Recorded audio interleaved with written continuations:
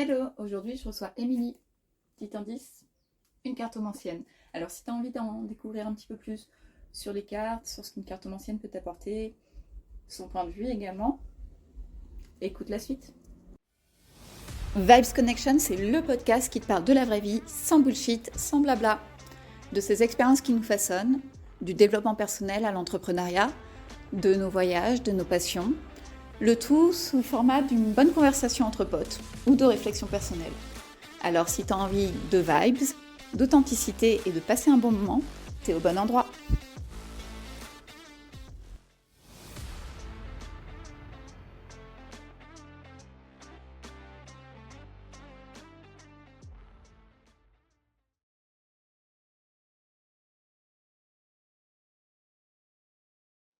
Aujourd'hui, je suis avec Émilie, que je vais te laisser te présenter un petit peu. Oui, alors je m'appelle Émilie. J'ai une quarantaine passée maintenant et je fais de la cartomancie. Et je fais de la cartomancie depuis très longtemps, mais c'est assez récent que c'est devenu de façon, on va dire, plus professionnelle. Et après, j'ai d'expérience, sinon principalement dans le tourisme et avec les enfants. Et il y a toujours eu la cartomancie à côté. Et depuis quelques temps, c'est devenu l'activité principale. Voilà, très résumé. Justement, alors déjà, qu'est-ce que la cartomancie? On va commencer par la base. La cartomancie, c'est de la voyance avec des cartes. Là, j'en ai tout plein à côté de moi. Donc voilà, la base, c'est le tarot de Marseille que tout le monde connaît. Après, il y a différents oracles où des fois on tire juste une petite carte avec un message. Ça se démocratise de plus en plus. Je suis sûre que tout le monde l'a déjà vu maintenant dans les magasins, que ce soit Fnac et autres, librairies. Il y a toujours plein de cartes qu'on nous vend. Et voilà. Donc après, il y a plein de jeux différents. On l'utiliser de façon très différente, mais la base de la cartomancie, c'est ça, c'est de poser des questions et avoir des réponses avec des cartes. Et moi, j'utilise beaucoup en développement personnel, donc pour aller regarder ce qu'on a vraiment à l'intérieur de soi et aider les gens à cheminer. D'accord. Justement, hein, il y a, je pense à la Fnac ou Cultura ou des choses comme ça, il y a de plus en plus le rayon, il est de plus en plus étalé quand même. D'ailleurs, c'est pas C'est toujours ça, ouais. évident de choisir. On en parlera tout à l'heure. Tu as dit que tu as commencé ça il y a fort longtemps. À quel âge tu as peut-être mis le nez dedans, ou en tout cas tu t'y es intéressé peut-être? J'ai demandé à mes parents mon premier tarot de Marseille, j'avais 13 ans. Il y avait eu un événement, je sais plus quoi, et on m'a demandé qu'est-ce que tu veux comme cadeau. Et j'ai demandé, moi, un tarot de Marseille et mon père m'a offert un tarot de Marseille. Donc il y a déjà un appel déjà enfant. J'ai toujours des questions assez existentielles. J'ai toujours parlé à Dieu, si on peut dire. Il y a toujours quelque chose qui a toujours été là, qui a toujours eu un feeling et ça c'est venu. Et en fait, plus tard, j'ai compris que mon arrière-grand-mère tirait les cartes et avec des souvenirs, je l'ai eu, j'ai la chance de la connaître, je me revois où elle me demandait de lui montrer des cartes et je pensais que j'étais toute petite, hein, je devais avoir 5 ans, peut-être quelque chose comme ça, avec le nez qui dépasse de la table et je lui montrais des cartes, elle me disait encore une et je me souviens, elle me demandait je lui demandais est-ce que j'ai gagné, parce qu'à cet âge-là, les cartes pour moi c'était un jeu et en tant qu'adulte, j'ai repensé à ça, je me suis dit punaise, mais en fait elle me tirait les cartes quoi. Et je sais qu'elle était très douée parce qu'elle avait tiré les cartes à ma mère qui m'avait dit, une fois en tant adulte, voilà, elle m'avait dit si, ça, et tout s'est avéré. Et en fait, ben voilà, finalement, c'est dans la lignée, quoi. Donc c'est aussi pour ça, je pense que c'était là très tôt, très tôt. Mais à 13 ans, mon premier jeu, à l'âge de 13 ans. C'est drôle ça. Tu dis, vas-y, un cadeau, tu sais, t'as les enfants, ils vont te dire plein de trucs. Un, un jeu de tarot. Voilà.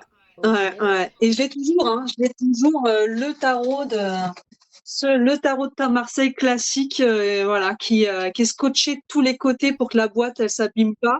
Mais voilà, le premier tarot que j'ai eu, il est Il a toujours là. vécu. Il est toujours là. Je l'ai beaucoup On sent qu'il utilisé. a vécu. Il a vécu, ouais. Il a vécu. On voit la différence de couleur des cartes entre les arcanes majeures et Ah mineures. ouais. J'utilisais que les majeures parce que c'était plus simple. Mais voilà, il est là. Ouais, on reviendra d'ailleurs sur ces dames majeures et mineures un petit peu, je pense. Euh, Aujourd'hui, tu utilises la cartomancie en métier, en tout cas, tu l'as utilisé. Ça a été difficile d'accepter ou d'assumer que tu fasses de la cartomancie? Oui, oui, personnellement, oui, il y a eu beaucoup de alors après, c'est encore une fois mes propres blessures, mes propres peurs, mais ça a mis du temps à l'assumer parce qu'aujourd'hui, c'est plus il y a plus de choses qui font que c'est plus facile. Déjà, moi, ma capacité à plus, m'assumer, tout simplement, hein. Je vais avoir 42 ans, donc il y a une étape de la vie où à un moment donné, on fait son chemin et ce que les autres en pensent, on apprend à se libérer de ça. Mais encore une fois, comme on disait, c'est se démocratise. On en voit de plus en plus des tarots, des oracles partout. Donc c'est aussi plus accueilli. Oups, je ne te vois plus. Excuse-moi, je te vois plus, j'ai l'écran noir. Ah, voilà, je te revois. Tu me vois? Ouais, j'ai eu l'écran noir, je te voyais plus, j'ai cru que ça avait coupé. Bon, pardon. Et du coup, je dis, ouais, aujourd'hui, c'est aussi plus facile parce que même si encore aujourd'hui, il y a des gens, quand on leur parle, ils pensent tout de suite à ce qu'on voit dans les films, les séries télé, ils ont peur, c'est catastrophique, et là, une- comment dire, une certaine incompréhension, voire un manque de connaissance de ce que c'est, qui fait que ce qui est véhiculé, ça fait peur, comme si d'un coup, il y avait de la voyance et qu'on n'avait plus notre libre arbitre et il y a des choses comme ça. Donc moi, je mets beaucoup d'énergie à populariser, à démystifier, à faire en sorte que si moi j'arrive à le faire, à tirer les cartes, vous pouvez le faire. Je fais des initiations, tout ça, parce que voilà, il y a quelque chose qui aujourd'hui aussi, ça aide à l'assumer, c'est plus démocratisé et je mets en plus de l'énergie là-dessus pour continuer à démocratiser ça. Mais oui, ça m'a pris beaucoup de temps à vraiment l'assumer. Ouais. C'est ouais, parce que si je me souviens bien, il y a quand même toute une partie de ta vie où du coup tu n'y as pas vraiment touché, quoi. Tu as tout laissé de côté.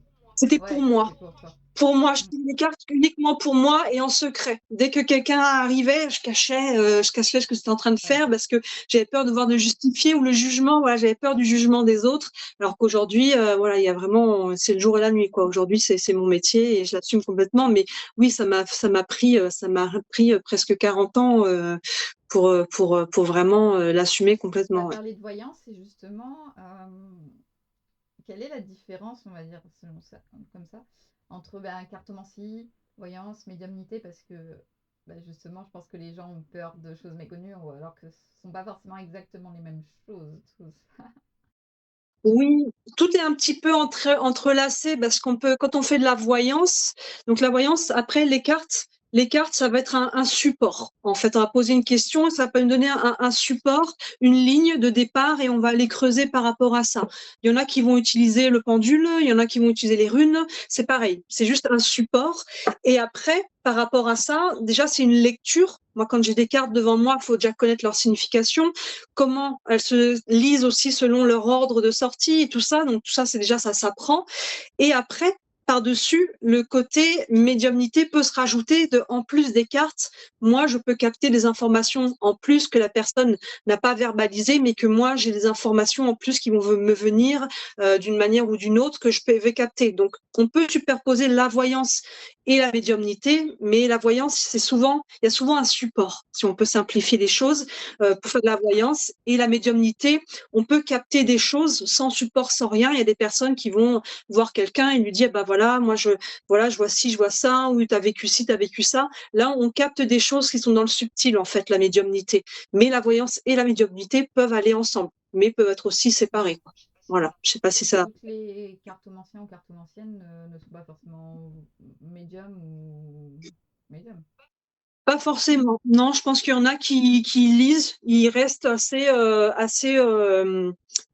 comment dire, pas terre à terre, parce Pragmatique. qu'ils font quand même de la voyance, mais ils lisent, voilà, pragmatique, c'est ça. Alors que, voilà, il y a d'autres qui vont en plus, c'est un support, et moi, c'est beaucoup ça, c'est un support, je lis ça, mais je vais capter des informations par rapport à la personne que j'ai en face, par rapport à plein de petites choses qui sont dans le subtil, et qui vont rajouter, mettre du détail et aider, comme je disais, moi, j'utilise beaucoup un support de développement personnel et aider à comprendre peut-être pourquoi il y a quelque chose qui bloque, pourquoi il y a une blessure, d'où elle vient, ce genre de choses-là. Et en fait, tout ça mis ensemble, on arrive à avoir pas mal d'informations et de détails. Justement, tu parlais du coup, tu as appris à maîtriser le tarot.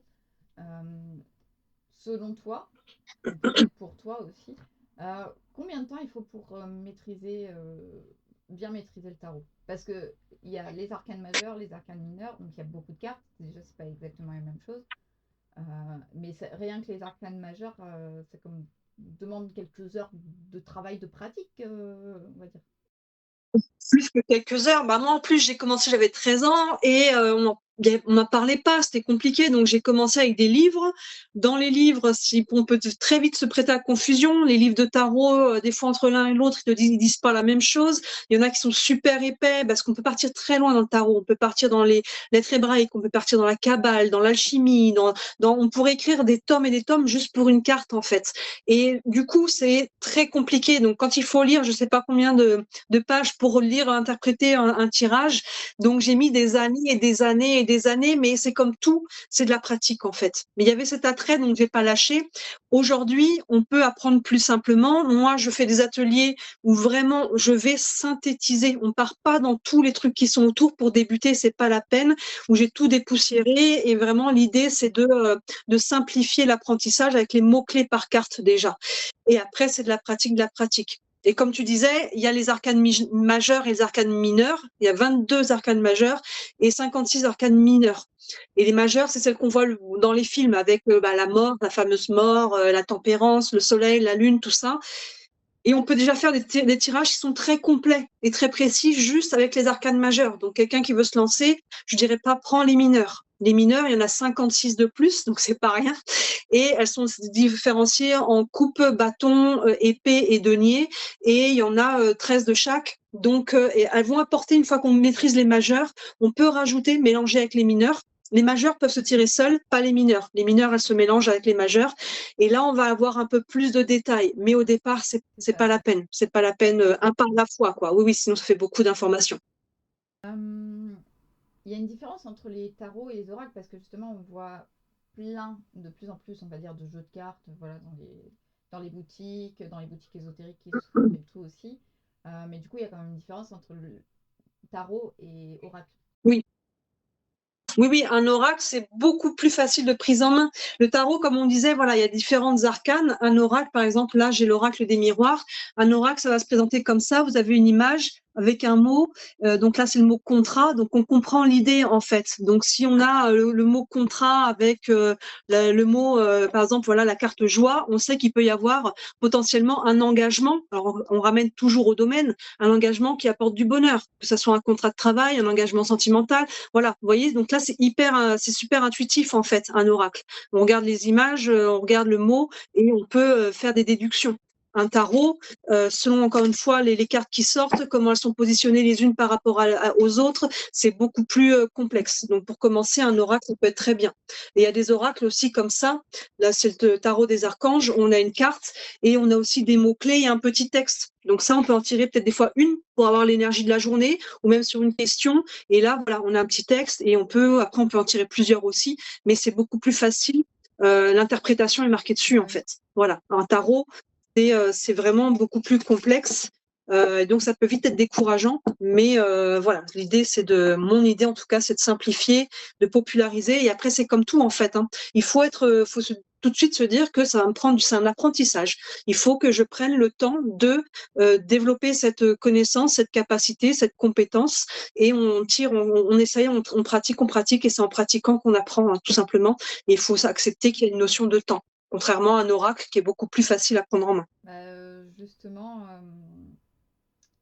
tout à l'heure, tu as parlé du fait que les gens ont parfois des a priori et ce côté très peur de la cartomancie, de la voyance, de la médiumnité, dû à ce qu'on a pu voir peut-être dans des films, dans des séries et tout ça.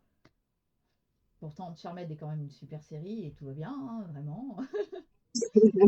Mais du coup, je me demandais, moi je sais, mais peut-être que d'autres personnes vont se demander, pourquoi du coup faire une séance de cartomancie? Qu'est-ce que ça va peut-être nous amener? Une séance d'écartemencie, en fait, voilà. Là où je démystifie un peu les choses, c'est que quand je commence une séance d'écartemencie, je rappelle toujours aux gens qu'ils ont toujours leur libre arbitre. La séance de cartomancie va nous montrer vers quoi on se dirige. C'est comme si là, tout de suite, dans ma vie, je suis en train de prendre un chemin. j'ai fait des choix qui font que j'en suis là, et je continue de faire des choix qui font que je suis en train de prendre une direction. La cartomancie va nous montrer dans quelle direction on va. Par exemple, je prends toujours l'exemple de quelqu'un qui va passer un examen, par exemple dans 6 mois. La personne va passer un examen, elle vient me voir, me dire, est-ce que dans 6 mois, là, je suis en train de faire telle formation, est-ce que je vais avoir mon examen? On regarde. Si jamais tous les feux sont au vert, je dis à la personne, pour moi, c'est clair, tu vas l'avoir, pas de problème. Là, si la personne, elle se dit, bon, bah, ok, je vais l'avoir, je prends une nouvelle décision, j'ai toujours mon libre arbitre, je décide de plus travailler, j'attends que ça passe, je passe l'examen, je le loupe. Bah oui, parce qu'entre-temps, on a pris une autre direction, on a arrêté de travailler. Donc, si le chemin nous plaît, on continue de faire ce qu'on veut faire. Et si à l'inverse, la personne la joie et je lui dis, bah écoutez, là, ça va être compliqué apparemment, l'examen, au moment où on se parle, le tirage est toujours valable au moment où on se parle, il semblerait que ça risque d'être compliqué pour l'examen. La personne, elle a 6 mois pour se dire, ok, moi, c'est pas ça que je veux, moi, je veux le réussir. Elle a encore 6 mois pour travailler, changer et changer la donne. Alors peut-être qu'elle l'aura ou qu'elle l'aura pas, il faudrait refaire un tirage après plus près de l'examen, mais ça nous montre la direction. Si on est content, continuons de faire ce qu'on fait. Si on n'est pas content et qu'on voit un mur arriver, à nous, là, maintenant, de prendre une décision, de faire un nouveau choix et de changer la direction. En fait, il n'y a pas, alors il n'y a pas de fatalité. Des fois, il y en a, et souvent les gens quand ils viennent me voir, c'est qu'ils ont tapé le mur.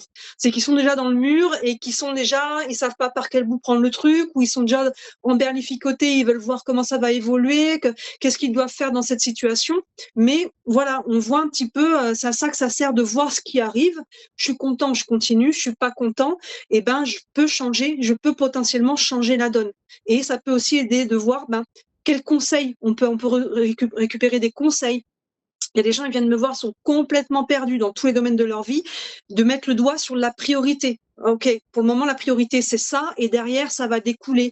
Il y a vraiment, voilà, on peut aller voir, des fois, on met le doigt, la blessure, clairement, elle sort.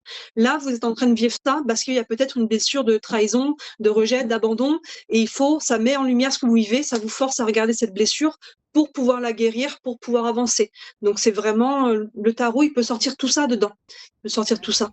Et plein d'autres choses encore. Justement, question un petit peu vaste, mais les cartes peuvent-elles prédire l'avenir avec certitude? Du coup, je pense que tu viens d'y répondre parce que certitude, pas forcément. En tout cas, si tu peux continuer dans cette voie-là, oui, mais... Je dirais qu'il y a une notion un peu aussi de temporalité. Par exemple, il y a des gens qui me demandent, il y a quelque chose là, par exemple, la semaine prochaine, il va se passer, je dois faire ci, ou j'ai un rendez-vous pour ça. Qu'est-ce qui va en découler? Il y a assez peu de chances que les choses changent. Mais c'est toujours possible. Si d'un seul coup, là, il peut y avoir un coup de tonnerre, c'est toujours possible. Maintenant, quand on regarde les gens, ils veulent voir l'évolution d'une situation, par exemple, sur un an, sur la période proche, on va être plus certain, mais quand on arrive sur la fin, je leur dis, là, gardez en tête qu'on est sur 12 mois. Sur 12 mois, il peut y avoir encore, surtout quand il y a une notion de relationnel, sentimentale ou professionnelle ou autre, on a notre libre arbitre, mais les gens en face de nous ont aussi leur libre arbitre. Donc, les choses peuvent aussi évoluer. Mais au moment où on fait le tirage, voilà vers quoi on est en train de se diriger. Donc, si ça vous plaît, continuez de faire ce que vous pouvez, vous, avec votre libre arbitre. Et si ça vous plaît pas, on essaye de voir comment on peut, qu'est-ce qu'on peut en tirer. Et après, on creuse, on peut creuser une question, on peut en entraîner une autre, et on va aller, au fur et à mesure, dérouler le fil, quoi. Ok. Et du coup, justement, parce que des personnes viennent te voir parfois avec une question, j'imagine. Il y a des choses où c'est plus vaste, comme tu dis, pour une situation, tout ça. Mais parfois, on peut aussi venir te voir juste pour une question. Et du coup, comment, selon toi, formuler une bonne question? Ça, c'est la base. C'est bien que tu en parles, c'est exactement la base. Et c'est ça qu'on apprend en premier quand on apprend à tirer les cartes, que ce soit un oracle, un tarot ou quoi. Formuler une bonne question pour avoir une bonne réponse, en fait. Il y a des gens qui me viennent, l'exemple le plus flagrant que j'ai le plus souvent, c'est sur les questions sentimentales. Quelqu'un vient me voir et me dit, voilà, j'ai rencontré cette personne, est-ce que c'est la bonne personne? Ça sera toujours la bonne personne par rapport à ce que vous avez besoin de vivre. Que ce soit la bonne personne pour aller dans le mur ou la bonne personne pour aller vivre quelque chose de beau, ça sera toujours la bonne personne que vous avez besoin de rencontrer à ce moment-là, peu importe pourquoi. Mais évidemment, quand les gens me demandent ça, c'est la bonne personne pour une relation saine et stable. Est-ce qu'on va réussir à construire? C'est ce qu'ils sous-entendent. Donc, je le sais. Donc, on reformule. Est-ce que cette personne, je vais réussir à construire une relation saine et stable avec cette personne? Là, c'est une question claire. Parce que est-ce que c'est la bonne personne? Ça sera toujours la bonne personne, mais peut-être pour aller dans le mur, pour reprendre une leçon, pour mettre le doigt sur la blessure qui fait mal, ça sera la personne idéale. Mais voilà, faut préciser l'idée de la paix vraiment qu'on a en tête avec une question le plus simple et claire. Ou des fois, des gens me demandent, encore par exemple, si je prends le sentimental, voilà, avec cette personne, est-ce que on va, par exemple, des gens qui sont un peu en froid, là voilà, on n'est plus en communication, est-ce qu'il va me rappeler ou elle va me rappeler, et est-ce que vous croyez qu'il voit quelqu'un d'autre, et les gens me disent une question, alors qu'en fait, est-ce qu'il il y a un retour à la communication, c'est déjà une question. Est-ce que cette personne a rencontré quelqu'un d'autre, c'est une deuxième question. Et vous voyez, il faut vraiment une chose à la fois, pas tout mélanger et être le plus clair et surtout le plus précis possible. Vraiment faire attention à la formulation. Et ça, c'est la base parce que sinon, on peut poser est-ce que c'est la bonne personne et on va rien comprendre à la réponse parce que c'est trop large. C'est trop large. On ne sait pas de quoi on parle. Du coup, c'est Ouais. c'est prendre les choses. Mais du coup, ça demande beaucoup de pratique pour savoir poser des bonnes questions. Enfin, je suppose quand on commence à se tirer les cartes ou à tirer les cartes ou quoi, et du coup de trouver la bonne question justement. Oui, c'est ça.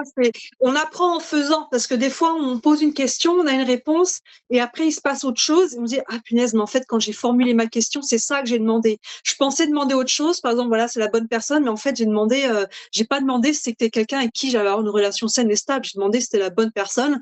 Et effectivement, on m'a bien répondu par rapport à ma question, mais parce que ma question n'était pas claire par rapport à mon intention. Donc, oui, mais c'est un réflexe, en fait. C'est un réflexe et c'est en faisant, en fait, voilà, à chaque fois, c'est pour ça que quand je travaille, quand je fais les ateliers, après, on fait une séance de pratique et on pratique, et chaque fois, la première chose, c'est, voilà, votre question là, ou alors quand on demande, est-ce que je vais peut-être trouver du travail? Est-ce que là, je suis à la recherche d'emploi? Est-ce que je vais trouver un emploi? J'invite toujours les gens à mettre une temporalité dans les 3 mois, dans les 6 mois, dans l'année, parce que je vais trouver un emploi. Si j'ai 30 ans, oui, tu vas sûrement trouver un emploi d'ici la fin de ta retraite. Mais ça fait loin, on n'a pas de temporalité. Donc là, c'est toujours bien, moi j'aime bien en tout cas, mettre une temporalité pour voir jusqu'où on regarde, pour savoir où on se situe. Et voilà, et élargir au fur et à mesure éventuellement. Mais voilà, ça aide à cadrer la question s'il y a une notion de temporalité. Ça, c'est toutes les choses qui s'apprennent, voilà, au fur et à mesure et en pratiquant. Mais la question, c'est la base. La base. Justement, pour tirer les cartes, est-ce que selon toi, il est nécessaire d'avoir un don? Moi, c'est un oui et un non. C'est un plus gros non. Pour moi, il n'y a pas besoin d'avoir forcément un don, mais forcément un intérêt. C'est comme tout. Si je veux faire de l'électricité et que je suis pas prête à prendre le temps de lire les manuels, à pratiquer, à faire ce qu'il faut, je saurais jamais être experte en électricité ou en plomberie. Là, c'est pareil. Si j'ai pas d'attrait, parce que ça demande, comme on disait au début, du temps. C'est un apprentissage. Ça va pas se faire comme ça. Donc, c'est beaucoup de temps, de la pratique, des erreurs, on recommence, on réessaye encore. Et si on est prêt à faire ça, et ben à un moment donné, c'est comme tout. Je vais apprendre. Forcément, je vais apprendre. Si j'ai envie d'apprendre, je vais apprendre. Donc, qu'on ait un don ou pas un don, on va déjà apprendre à connaître les cartes, à les interpréter et à lire. Après, le don, comme on disait aussi tout à l'heure, ça peut être rajouter peut-être la médiumnité, des choses, une intuition, mais encore ça se développe. Ça se développe, l'intuition. Il y a plein de petits exercices à faire au quotidien. Ça se développe. Donc après, si on a l'envie, on peut développer ça. Et moi, j'ai développé aussi. J'ai pas l'intuition aujourd'hui que j'avais quand j'avais 13 ans. J'ai développé aussi cette compétence. On ne croit pas ce que c'est dans le subtil, mais ça se développe aussi. C'est aussi une compétence qui se développe, en fait. Donc, il n'y a pas forcément besoin. C'est un plus de base, mais même si on l'a pas, c'est à partir du moment où on a un attrait, on peut apprendre, quoi. Okay. Peut-on se tirer les cartes à soi-même? Oui, moi je le fais beaucoup, mais on est toutes les deux mortes de rire. On est toutes les deux mortes de rire. Mais je demande quand il y a une trop vraiment le refaire pour moi. voilà. Voilà. En fait, quand il y a quand on sent qu'il y a une trop grosse charge émotionnelle, qu'on a un peu peur de la réponse, que ça soit positif ou négatif, on peut influencer les cartes. Par exemple, si on a peur de la réponse, on peut se dire pitié, pas que ça ne dise pas ça, que ça ne dise pas ça, même si on le verbalise pas, il peut y avoir une peur et du coup, c'est clairement les cartes qui vont sortir, ça va être le reflet de notre peur et non pas les faits qui vont se dérouler, c'est le reflet de notre peur. Donc, dans un sens comme dans un autre. Donc là, il vaut peut-être mieux faire appel à quelqu'un pour nous tirer les cartes. Après, si on est totalement neutre et qu'on est prêt, de toute façon, il faut toujours se mettre une idée que je suis prêt à accueillir la réponse qu'on va me donner. Si je suis pas prêt, c'est pas la peine d'y aller. Si je suis si je suis en tension, si j'ai trop peur, il n'y a pas de raison. Encore une fois, même si c'est quelque chose qui est dans les tensions, on va mettre le doigt sur le pourquoi du comment et ça va libérer tout ça. Mais voilà, quand on se les tire à soi-même, il vaut mieux si on est neutre et qu'on est prêt. Allez, je tire les cartes, on verra bien. Mais si c'est trop chargé émotionnellement, à soi-même de se faire la part des choses et se rendre compte si là, je sens que. Mais de toute façon, des fois, on s'en rend compte, la réponse n'a ni queue ni tête, ou alors moi, j'arrive pas à l'interpréter pour moi-même. Alors que normalement, je veux dire, j'ai pas de problème, c'est que là, je suis trop embrouillée et que j'arrive Ouais, c'est pas compliqué. à m'avoir. Compliqué Ouais, émotionnellement, quoi. ouais, c'est ça. Ouais. Donc, on peut, mais ça dépend de la charge émotionnelle qu'on porte sur la Bah, question, quoi. justement, quand tu utilises les cartes, bon, très souvent, hein, en tout cas plus communément, on purifie les cartes. C'est bien de le faire, oui, d'avoir avec de la sauge, du palo santo, de l'encens, une fois qu'on les a beaucoup manipulés, pour peu que moi je fais beaucoup de tirages en visio, j'ai des gens qui sont un peu partout sur la planète, ça marche très bien aussi, mais encore plus si on a des gens qui, quand je fais des salons, des fois où je fais des tirages sur place, si les gens touchent aussi les cartes, chacun charge au fur et à mesure de son émotion, et même moi, quand c'est moi, au bout d'un moment, il peut y avoir la charge émotionnelle qui est transmise aussi par la personne. Au bout d'un moment, c'est bien, oui, de se purifier soi, purifier sa maison, purifier ses cartes, ses objets au quotidien, même pas que les cartes. C'est bien de remettre un petit peu une énergie neutre dessus, ouais. Ok. C'est vraiment pas mal. Je pense qu'il existe plein de tirages différents, en tout cas pour faire. C'est quoi, toi, ta façon de tirer les cartes? Ma façon, Ouais, je veux dire par rapport aux styles de tirage qu'on ouais, peut tes styles de faire. tirage, même ta façon de faire, parce que alors il y en a qui étalent les cartes et qui les font piocher comme ça, il y en a qui. Bah, moi, je sais que j'attends que les cartes tombent, tu vois, genre j'aime pas prendre de décision, donc je me dis j'attends qu'elle tombe, ce sera la bonne carte. Un petit peu ça. Oui, en fait, tout est juste. Et tu fais bien de le dire parce que là, quand j'avais fait dernièrement un atelier sur un salon, il y a des gens qui sont remplis de croyances. Il y en a une personne qui m'a demandé est-ce que c'est vrai qu'il faut absolument allumer une bougie blanche. Il y a une personne qui m'a demandé est-ce qu'il faut pas faire de tirage le samedi, alors qu'on était samedi, je faisais des tirages sur le salon. Voilà, il y a plein de choses. Et j'invite les gens à vraiment déconnecter avec tout ce qui est de l'ordre du rituel. Parce que le jour où vous n'avez pas votre bougie blanche, vous allez dire là, je peux pas faire de tirage, j'ai pas ma bougie blanche. À partir du moment où vous avez les cartes et vous avez vous-même, vous pouvez faire votre tirage. Vous pouvez même, si vous n'avez pas de cartes, prendre un papier, dessiner les cartes sur un papier et ça vous fait un jeu. Tu vois, c'est vraiment cette idée de vous mettez pas de limite. Il y en a qui disent faut absolument tirer avec la main gauche. Moi, je tire tout avec la main droite parce que si c'est juste pour vous, c'est juste tout court. C'est vous qui mettez, c'est à la personne de mettre ses règles. Moi, je tire beaucoup aujourd'hui en tirant 5 cartes, en prenant une suite de 5 cartes. Ça nous montre une évolution ou un message, c'est quelque chose comme ça. Maintenant, il existe des tirages en croix, en pyramide, en tout ce qu'on veut. Je fais la roue astrologique aussi. D'ailleurs, je l'ai moi sur le tapis. On utilise les 12 maisons astrologiques qui représentent chacune un domaine de vie. Voilà, il y a plusieurs tirages et à chacun de trouver celui qui lui convient et de déterminer cette carte me dit si il y a une carte qui veut dire un truc, une qui veut dire un autre. Dans ce cas-là, par exemple, le tirage en croix, en haut, ça veut dire ci, en bas, à droite, à gauche. C'est à vous de déterminer. Peut-être qu'une autre personne, elle fera un tirage en croix, mais elle va déterminer les choses autrement. Tout est valable. Si c'est clair dans votre tête, ça sera clair quand vous allez tirer les cartes. C'est tout, en fait. C'est valable pour vous, c'est valable tout court. Et j'invite les gens à enlever le plus possible de rituels parce que ça embrouille, ça rajoute. Après, si les gens veulent les faire, qui veulent tourner sur eux-mêmes, faire la poule, et voilà. Non, mais des fois, j'exagère, mais des fois, c'est assez ridicule. C'est assez ridicule, en fait. C'est à vous de décider ce qui est juste ou pas, en fait. C'est vous qui avez la main et c'est à vous de décider votre cadre. Et si quelqu'un fait autrement, c'est juste aussi. Mais la personne juste fera autrement parce que c'est une autre personne. Bah justement, toi, quels sont les. Parce que tu fais du coup différents tirages. Là, tu as parlé vite fait de la roue astrologique. Ben, du coup, c'est quoi la roue astrologique? Parce que moi, je l'ai déjà faite. Avec toi, c'est toujours super précis. C'est alors sur une temporalité, en général, plutôt 6 mois qu'on a fait. Parce que quand c'est Oui, sur 12 mois en ce moment, j'ai l'impression ah, que ça c'est bouge vrai, trop. Mais, c'est c'est ça. vachement, notamment avec toi en tout cas, c'est très précis. Mais c'est un tirage que moi, je n'avais jamais vu nulle part, par exemple. Oui, il n'est pas très connu et en fait, c'est vrai que c'est un tirage qui se faisait traditionnellement sur 12 mois. Alors on peut. Moi maintenant en séance, je le fais plus sur 6 mois parce que comme tu disais, en 6 mois, il peut déjà se passer beaucoup de choses. La vie change beaucoup maintenant. Donc sur 6 mois, c'est pas mal. On peut le faire sur un mois si on a envie, de dire voilà, qu'est-ce qui va se passer sur mon mois. Encore une fois, à chacun de choisir, mais c'est vrai que sur 6 mois, un mois, ça passe vite. Déjà 6 mois, ça passe vite. Et en fait, on utilise en astrologie, il y a 12 maisons qui représentent chacune un domaine de vie, l'être, l'avoir, la famille, la santé, le travail, tout ça. Et en fait, on va utiliser vraiment dans l'astrologie que les maisons. On va pas utiliser ici ni de planètes, ni de choses comme ça. Et on va mettre des cartes sur chacune des maisons. Moi, j'en prends toujours une base d'au moins 2 cartes. Ça aide d'avoir un peu de profondeur. D'ailleurs, dans tous mes tirages, je prends toujours une base de 2 cartes. Et après, on les découvre et on voit dans la maison du travail, voilà, qu'est-ce qui arrive sur les 6 mois, dans la maison de ceci, de cela. Et on se rend compte, en fait, que certaines maisons vont avoir des liens les unes avec les autres, vont avoir des corrélations. Et du coup, ça aide à avoir vraiment une vision sur 6 mois, sur 12 domaines. Donc, c'est quand même très complet, 12 domaines. Et d'avoir après du détail entre certaines qui se recroisent les unes avec l'autre. Et après, s'il y a des domaines qui sont encore un peu flous, on peut tirer encore quelques cartes pour creuser. Et du coup, ça aide vraiment à avoir une vision assez globale.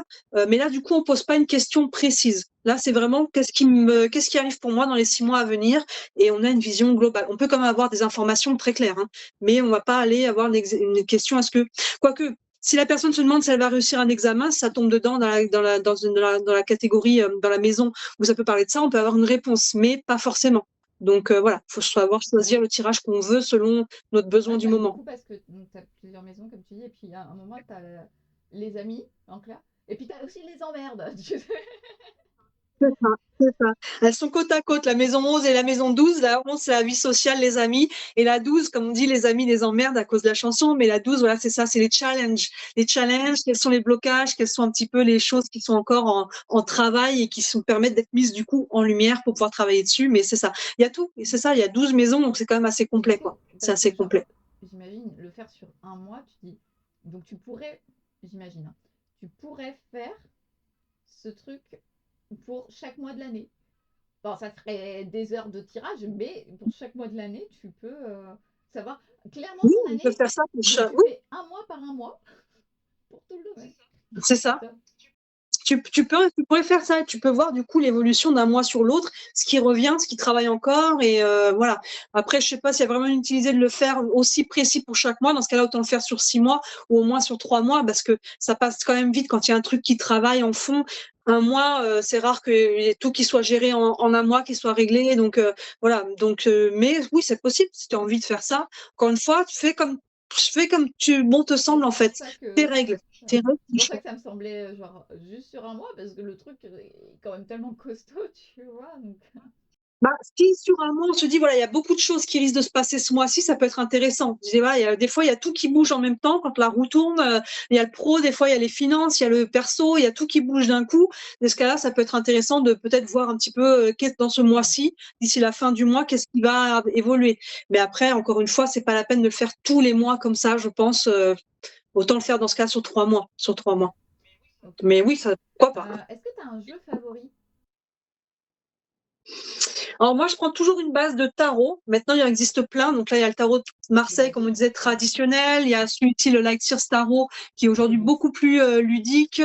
Voilà, j'ai le tarot des enchanteurs, j'ai le tarot encore comment dire, des sorcières là. Mais après, donc je prends toujours une base de tarot et après j'utilise des oracles et j'utilise beaucoup le normand, pas le normand, c'est encore un autre type de jeu. J'utilise beaucoup aussi le normand d'ailleurs pour compléter. Mais après en oracle, j'utilise beaucoup l'oracle des miroirs. Donc c'était celui-ci que j'ai montré tout à l'heure et l'oracle de la triade qui se valent. Hein. C'est pareil, une image avec un mot. Les deux se valent. Maintenant, voilà, ils ont un peu des énergies différentes quand même, je trouve. Et puis là, je viens d'en racheter encore un autre. On n'en a jamais trop. Donc j'en ai racheté. Et après, ça dépend. Et après, comme ils sont tous un peu différents, il existe plein de jeux différents selon le domaine de la question. selon le type de tirage, pour astrologique, le tirage de la question, le tirage du cheminement, je vais pas forcément utiliser les mêmes parce qu'il y en a qui peuvent être plus propices par rapport à certains détails qu'on va les trouver. Donc voilà, c'est vraiment au feeling. Des fois même ça dépend aussi de la personne. Je dis tiens celui-là il est peut-être plus. Je sens que c'est par rapport à cette question, cette énergie, celui-là il va peut-être être plus précis au feeling. Mais après, vous voyez, comme ils sont tous finalement quand même différents, même si on a plusieurs oracles, ils peuvent être tous un peu différents et ils peuvent apporter chacun un peu des nuances. Donc ça se complète bien en fait. C'est pour ça que je n'utilise jamais qu'un seul jeu. Toi, t'as pas, Je prends toujours au moins 2 jeux. toi, t'as pas genre un petit bébé, tu dis, celui-là vraiment, tu vois, si tu devais en emporter qu'un seul, imaginons un seul. Je prendrais un tarot. Je prendrais un tarot et là actuellement le Light Sears Tarot. Hop, c'est celui-ci. Alors je suis pas sponsorisée, je gagne pas de sous, mais le Light Sears Tarot depuis que je fais du tarot, donc depuis longtemps, donc j'ai 42 ans, depuis 13 ans je fais ça. C'est un des meilleurs au niveau de l'illustration, parce que si on prend le tarot tradit qu'on connaît, donc ça c'est les cartes des arcanes majeures, donc elles ont une image, c'est assez facile, ici on a le pendu, mais quand on part sur les arcanes mineures, c'est pour ça qu'il y a une différence de couleur parce que je ne les ai pas utilisées, sur les arcanes mineures, là on tombe, voilà, cette carte-là, c'est déjà sur un chiffre romain, 5, 6, 7, 8, 9 d'épée. Là, si vous ne savez pas ce que c'est le 9 d'épée, la carte ne nous le dit pas. Alors que là, par exemple, au-dessus, j'ai l'as d'épée. Les épées, on est sur le mental, et on voit qu'il y a une ouverture, le 1. Ouverture, commencement, nouveau départ. Le 1, il ouvre. Les épées, on est sur le mental. Il y a une ouverture au niveau du mental. C'est très clair. C'est très, très clair. Parce que des fois, il y a des tarots, entre l'image et le nom de la carte, finalement, il y a un décalage. Donc, l'image ne va pas nous aider. Et là, celui-ci, et celui des sorcières, là aussi, comment il s'appelle j'arrive pas à trouver l'Everyday Witch en français, je sais plus comment il s'appelle. Je crois que tu as l'oracle, je crois, là, des sorcières, là. L'oracle des sorcières, je crois que, je sais même plus comment il s'appelle, ouais. Ouais, voilà, bref, ceux-là, ils sont pas mal. Mais voilà, c'est important de trouver un oracle aussi qui nous plaît au niveau de l'illustration, histoire que ça soit ludique, qu'on ait plaisir à l'utiliser. Mais donc, si je veux en garder un, ça serait en tarot et probablement du coup celui-là parce qu'il est très ludique. Et c'est ce que j'aime aussi en tirage avec les gens, c'est que il y a quelque chose il y a de la matière. Quand par rapport à un médium qui va juste capter des choses, là, il y a une image, on peut toucher, il y a vraiment quelque chose de ludique. On voit les gens, quand je leur explique les cartes, je leur montre et ils comprennent avec les images, ils voient comme moi l'évolution. Je leur traduis et au fur et à mesure que je leur traduis, ils voient eux-mêmes ce que je suis en train de lire, qu'ils n'auraient pas compris justement peut-être qu'avec les cartes, mais finalement, il y a des tarots qui sont très faciles de prise en main déjà par rapport à l'illustration. Ça nous aide à comprendre déjà ce que veut dire la carte, même si on la connaît pas. Ça peut être intuitif. Okay. Merci un peu pour toutes ces infos. On va partir sur un vrai, faux, oui, non. Donc là, je vais lire pas mal de questions, mais certaines qui vont peut-être se retrouver parce qu'avec un petit peu ce que tu as dit ou quoi, il y a des choses, mais il y a des types de questions qu'on ne peut pas poser.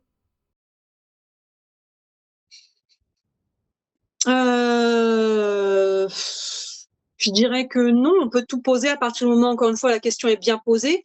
Maintenant, moi, il y a des choses que je pose pas. Mais là, après, ça dépend de chacun et de son éthique. Une personne qui est très malade et qu'on va me demander est-ce qu'elle va mourir cette année, je ne vais pas poser la question. La vie, la mort, c'est trop subtil, on n'a pas la main pour aller mettre les doigts là-dedans. Mais c'est mon choix. Il y en a qui le font. Mais donc, on peut tout poser si c'est bien posé, mais après, à chacun de décider en son âme et conscience. J'ai pourtant toujours entendu ça, peut-être de ma maman qui est cartomancienne aussi, mais des questions sur la vie et la mort, compliqué.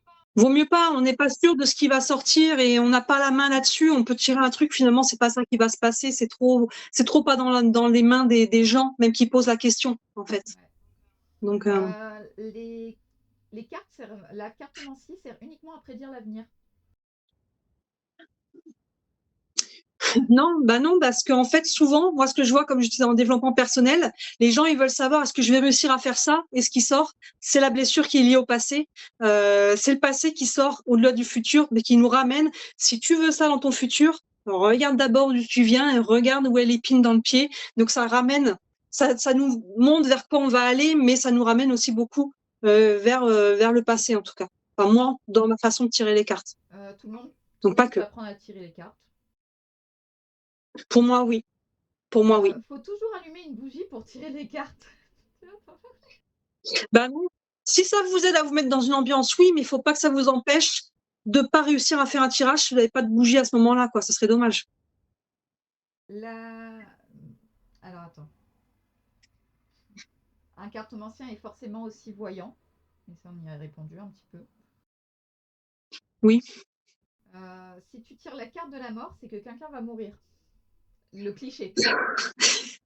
Ça, c'est le cliché qui fait que les gens ont peur, en fait. Parce que dans les séries et les films, il y a toujours la carte de la mort qui sort. Et il y a quelqu'un qui va mourir, et en l'occurrence, le héros ou l'héroïne va mourir. Pas du tout. Moi, j'aime beaucoup cette carte parce qu'elle nous parle de fin de cycle. Elle nous parle de fin de cycle. Donc, ça peut être à la fin d'un travail, à la fin d'une relation sentimentale, un déménagement, quoi qu'il en soit. Mais quand cette carte nous sort, ça veut dire qu'on est à la fin d'un cycle, mais que pour entamer pleinement le nouveau cycle, elle nous parle de deuil, mais pas parce que quelqu'un va mourir, mais parce qu'il faut, pour ouvrir une porte, il faut accepter d'en fermer une. Donc quand elle sort, ça rappelle à la personne, là, tu es en train d'aller vers l'avant, mais tu n'y arrives pas parce que tu as encore un pied derrière. Donc clôture tous tes dossiers pour pouvoir avancer. Et c'est ça la faux, elle vient couper, quitter, arrêter, peu importe le mot qui convient à la personne, ce qui a besoin de l'être, laisser le passé au passé pour pouvoir avancer. Et moi, je l'aime beaucoup parce que justement, elle nous montre que derrière, il y a une renaissance, il y a la mort, donc derrière, il y a un nouveau souffle qui va arriver, mais elle nous rappelle que pour aller là, il faut couper quelque chose, il faut accepter de faire un deuil de quelque chose. Donc c'est ça, le côté qui peut être un peu plus lourd de deuil, mais des fois c'est consenti. Hein, quelqu'un qui déménage, des fois, voilà, il peut avoir un peu du mal à vendre sa maison parce qu'il a encore un deuil sur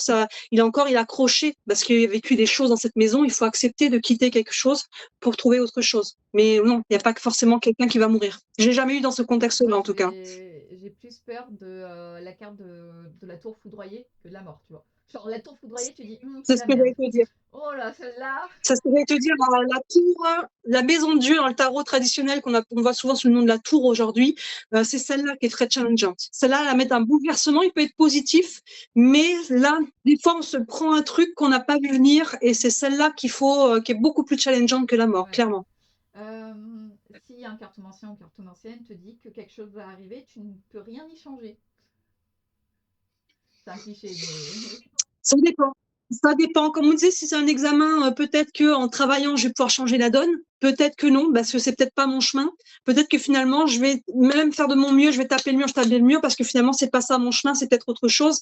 Donc, c'est du cas par cas, en fait. Il y a des fois, il y a des choses qui sont dans nos mains et d'autres qui sont, l'univers, des fois, on va dire, s'oppose. Et des fois, on a l'impression que on n'est pas content. Et finalement, après coup, on se rend compte, mais punaise, si j'avais eu cet examen, je serais partie dans cette direction. Et en fait, je serais totalement passée à côté de ma vie parce qu'il y avait autre chose qui m'attendait. Donc, des fois, c'est peut-être une bonne chose de ne pas réussir. On n'a pas toujours le pourquoi du comment, quoi. On peut devenir accro au tirage. Oui, clairement, parce qu'il y a beaucoup de gens qui cherchent de l'espoir. Et même nous, hein, des fois, on pose encore une question, on n'est pas content de la réponse. Le lendemain, on va reposer la question pour voir si par hasard, la réponse n'aurait pas changé depuis la veille, et reposer et encore. Mais souvent, quand on est là-dedans, je me rends compte, c'est parce qu'on cherche un espoir. On cherche quelque chose qui va nous dire, c'est parce qu'on a du mal justement peut-être à faire un deuil, à lâcher quelque chose, à être dans l'acceptation.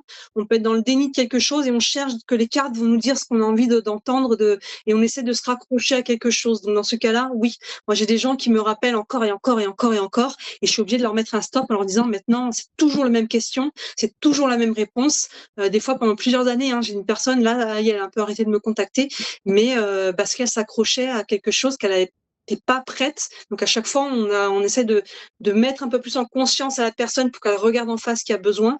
Et là, oui, on cherche de l'espoir, on cherche absolument à se raccrocher à quelque chose. Donc, faut s'observer, ouais. Il faut y croire pour que ça marche. Oui, non. Oui, parce que si on est dans un esprit de fermeture, la personne pose une question, mais elle est sûre que ça va pas être ça. Bah, comme on disait, on influence et la réponse, bah, ça va pas être ça. Bah oui, parce que tu as décidé que ce serait pas ça. Donc, la personne, donc, apparemment, faut se mettre dans une position neutre. J'accepte tout ce qu'on va me dire. Je suis capable de tout entendre et j'accueille ce qu'on va me dire. Et là, même si je suis sceptique, j'accueille ce qu'on va me dire. Mais quelqu'un qui décide que ça va pas marcher, forcément, il y a 90% de chances que ça tombe à côté parce que la personne n'est pas prête, en fait. On peut pas forcer. Il faut dormir avec son jeu de tarot sous l'oreiller pour le connecter à son énergie.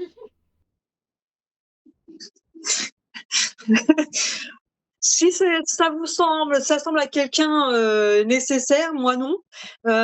C'est bien de le prendre en main au début quand on a un jeu qui est tout neuf. Moi, je sens qu'il n'est pas encore dans l'énergie, donc avant de l'utiliser avec des gens, j'utilise beaucoup moi-même en me brassant, en le connectant à mon énergie. Et à l'inverse, quand on récupère un tarot qui a déjà été utilisé par quelqu'un, un jeu d'occasion, tarot ou pas tarot, c'est bien de le passer à la sauge, au palo santo, encore et encore, tant qu'on sent qu'il y a une énergie qui est forte dessus.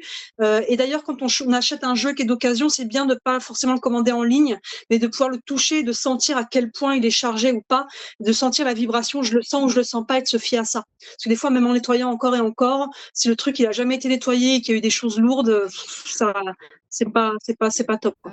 Certaines cartes sont mauvaises, c'est un cliché, mais Non. Non, bah comme on disait, la tour, comme je disais, elle peut être challengeante, mais s'il y a quelque chose qui s'écroule, c'est que ça n'a plus sa raison d'être et c'est pour pouvoir reconstruire quelque chose derrière. Donc des fois, on se le prend en pleine face, des fois non, on peut être aussi à l'origine de ça. Par exemple, quelqu'un qui pose sa dème sur un coup de tête, mais derrière, c'est quand même un bouleversement, il faut quand même se remettre debout, il y a des changements, mais en soi, elle n'est pas négative, elle est challengeante. Moi, j'utilise ce mot-là. Mais en soi, si ça se casse la figure, c'est que ça la devait. cartomancie peut être une aide à guérir les blessures ou en tout cas à les connaître ou savoir sur quoi travailler. Oui, clairement, on peut mettre le doigt sur des blessures, sur des blocages, sur des choses là qui sont dans le subconscient, comme on pourrait le faire avec un thérapeute ou en hypnose ou quelque chose comme ça. Là, ça va sortir, on va mettre le doigt exactement sur le problème et la personne pensait pas du tout, on est sur autre chose et d'un seul coup, il y a quelque chose qui sort et là, bam, aïe, on a mis le doigt dessus et oui, des fois, je le vois sur la réaction des gens, des fois, j'ai des gens qui pleurent aussi, on met le doigt dessus, mais là, c'est l'ouverture. Aïe, on a compris sur quoi on peut travailler. À partir de là, c'est de la libération et de la guérison, quoi. Donc oui, moi, j'utilise beaucoup comme ça pour aller travailler comme ça, oui, pour guérir. Et du Oui, coup, oui. ça peut nous aider lors d'un suivi thérapeutique lorsqu'on se sent bloqué, on ne sait pas trop sur quoi avancer. Oui, moi j'ai beaucoup de gens qui font les deux, qui sont thérapeutes et qui viennent aussi avec moi. Et les deux, l'un complète l'autre en fait. On va travailler sur quelque chose et des fois on va pouvoir aller un peu plus en profondeur avec le tarot, mettre le doigt sur quelque chose. Là, du coup, la personne, ça va mettre des choses en mouvement, en travail, des réflexions qu'elle va pouvoir aller gérer avec un thérapeute. Parce qu'après, moi j'ai mes limites. Quand je trouve que c'est trop lourd, j'invite les gens derrière, souvent, très souvent, à aller s'encadrer par des thérapeutes, peu importe quel type de thérapie, il y en a plein. Mais à bout d'un moment, quand il y a une grosse charge qui sort, c'est moi, je suis là pour mettre le doigt dessus, pour aider à comprendre. Je fais beaucoup de coaching, hein, je fais de la thérapie. Hein. Faut le dire, je fais beaucoup de thérapie. Hein. Il y a des gens qui viennent me voir aussi pour ça. Mais quand c'est trop gros, après, il y a des gens c'est leur métier de faire de la thérapie et qui vont être plus outillés donc, j'invite après à continuer avec des gens qui sont plus qualifiés là-dessus, C'est quoi. une carte au coaching. Ouais, de la cartothérapie, ouais, c'est un peu ça, mais vraiment, hein, je me considère pas comme thérapeute, mais je le vois, comme je te dis, j'utilise beaucoup en outil de développement personnel, donc forcément, derrière, t'es amené à toucher à du sensible et à des choses qui viennent, qui sont pas forcément évidentes, quoi. Tu vas bien aimer aussi. La cartomancie est une forme de sorcellerie. Alors, qu'est-ce qu'on met dans sorcellerie, en fait? C'est ça. Oui, non, peut-être. Sorcellerie, c'est ça, en fait. Il y a tellement de choses qui rentrent dans la sorcellerie. Oui, c'est un outil de divination. Donc, à partir du moment où on voit la sorcière comme quelque chose de cet ordre-là. Mais encore une fois, c'est la sorcellerie. Moi, je vois qu'il y a une personne qui est plus connectée à la terre et au ciel, au divin et à toute cette énergie-là. Et ça en fait partie. On est en connexion. C'est pas les cartes en fait qui parlent. Moi, avant de faire un tirage, je me connecte à mes guides et chacun met le mot Dieu, guide, ange, peu importe. Chacun, encore une fois, a fait sa sauce. Moi, je me connecte à mes guides et je leur dis voilà, aidez-moi à avoir les réponses que la personne cherche à avoir. Donc, on est connecté à quelque chose de plus grand que soi. Donc, les sorcières, elles avaient des connaissances, que ce soit dans le subtil ou que ce soit dans les plantes ou ces choses comme ça. Donc oui, ça peut être un outil de sorcellerie si c'est le mot qu'on veut. C'est comme ça qu'on voit les sorcières, quoi. Mais encore une fois, pour moi, c'est pas du tout une connotation négative. Alors, attends, pardon. Quand on tire la carte du diable, c'est que le mal rôde. Pas du tout. Non, la carte du diable, elle a plusieurs aspects. D'ailleurs, cette carte-là, il y a certaines cartes. dont celle-là, selon le domaine. Le relationnel, qu'il soit sentimental ou non, le diable nous va dire attention, danger, possibilité de relations toxiques ou de manipulation, de choses comme ça. Par contre, quand on sort dans un côté professionnel et financier, au contraire, là, on peut avoir rentrée d'argent, contrat et des choses très positives. Donc, le diable, c'est une des cartes qui s'interprète en fonction de celles qui sont à côté. Ça, toute seule, ou alors il faut la recouvrir d'une autre carte. Mais non, c'est parce qu'il y a le diable que le mal rôde. Mais il peut nous mettre un panneau attention danger si on est sur du relationnel, de pas se faire avoir par quelqu'un en face qui peut être un peu manipulateur ou ce genre d'énergie-là. Les cartes aiment mieux les gens qui brûlent de la sauge et portent des bijoux en pierre. Les cartes, elles aiment rien du tout. Encore une fois, elles n'ont pas leur vie à elles. C'est à travers la personne qui tire les cartes qu'on a le message. Donc les cartes, c'est un outil comme un pendule, comme des runes. C'est un objet inanimé. Mais grâce à ce qui nous traverse, on va pouvoir lire des choses. Donc les cartes en elles-mêmes, elles n'aiment pas qui que ce soit ou détestent qui que ce soit. C'est un objet. Un cartomancien, une cartomancienne peut savoir si je vais recroiser mon crush de 2018. On peut demander, est-ce que Anne va recroiser ou reprendre contact avec cette personne qu'elle a vue en 2018. On peut voir si, alors encore toujours mettre peut-être une notion de temps, est-ce que d'ici la fin de l'année ou peut-être un jour dans ta vie, à voir selon ce que tu veux, mais oui, on peut poser cette question. Il faudrait que je cherche mon crush de 2018, là. Tirer les cartes un jour de pleine lune multiplie leur puissance par 10. Pas moi, non, pas pour moi, du tout.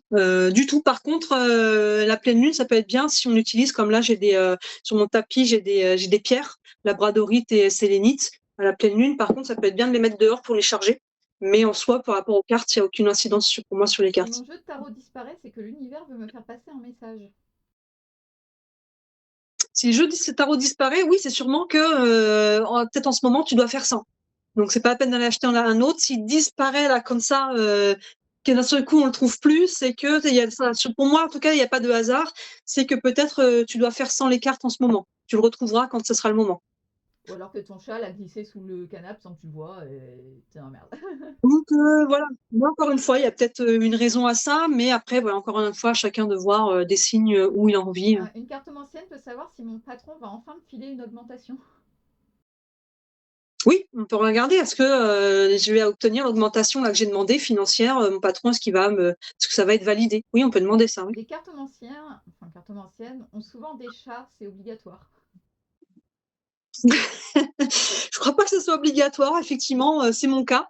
Mais non, je pense pas que ça soit obligatoire. Mais peut-être, oui. Ça serait bien de faire un sondage sur tous les gens qui font de la cartomancie, combien ont des chats, et voir s'il y a une corrélation. Ça pourrait être intéressant, tu vois. Ça pourrait être intéressant. Les cartes peuvent capter si quelqu'un ment. Oui, encore une fois, ce fameux diable ou d'autres cartes qu'on peut aller voir, est-ce que cette personne est honnête avec moi?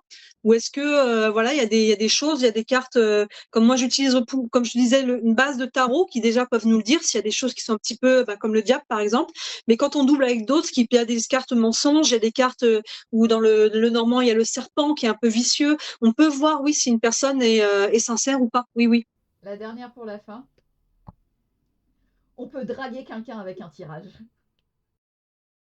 Draguer quelqu'un, je sais pas trop. Alors, si la personne est branchée, on peut dire si tu veux, je te fais un petit tirage et puis ça peut créer du lien. Ça peut créer du lien, mais en soi, on ne pourra pas faire une incantation avec un tirage pour que la personne nous envoie un texto, quoi. C'est pas de l'incantation là, c'est pas de la magie. C'est pas de la magie. Ok, bon bah écoute, je pense qu'on a fait un petit peu le tour. Du coup, je mettrai les infos pour qu'on puisse te retrouver toi aussi un petit peu ce que tu fais. Est-ce que tu as envie de rajouter un petit mot pour la fin peut-être Juste insister, si quelqu'un a un appel par rapport à ça, surtout de ne pas se mettre ses propres barrières en disant mais moi j'ai pas le don, moi je peux pas faire ça. Si tu as envie de le faire, fais-le en fait. Faut arrêter de se mettre des barrières. Et j'invite toutes les personnes, parce qu'il y a de tout et de n'importe quoi dans la voyance, cartomancie ou pas. Et il y en a qui sont beaucoup dans l'ego. Et si vous rencontrez une personne qui vous fait croire dans son attitude ou dans ses mots qu'elle a un don que vous n'avez pas et que elle s'autoprogramme, proclame grand Manitou de je sais pas quoi et moi faites attention à cette personne-là. Elle est dans son ego. Si vous faites comprendre que toi, tu es le petit peuple, moi, j'ai le don, n'allez pas vers cette personne, quoi. N'allez pas vers cette personne. Vous êtes, voilà, ça sera pas. La personne est dans son ego et non pas dans l'envie de vous aider à y voir plus clair, quoi. Elle veut juste se faire mousser. Donc, faites attention parce qu'effectivement, il y a tout et n'importe quoi. Et je pense que c'est ça aussi qui fait un peu peur aux gens, c'est qu'il y a des gens qui abusent. Qui abusent beaucoup de gens qui sont un peu faibles d'esprit, qui sont fragiles et qui derrière se font abuser. Où il y a quelqu'un qui une fois qui m'a incendié en me disant que j'étais une charlatante, tout ça, parce qu'elle a une amie à jour qui a appelé les numéros de téléphone où on paye 300 € la seconde et la personne a été complètement ruinée.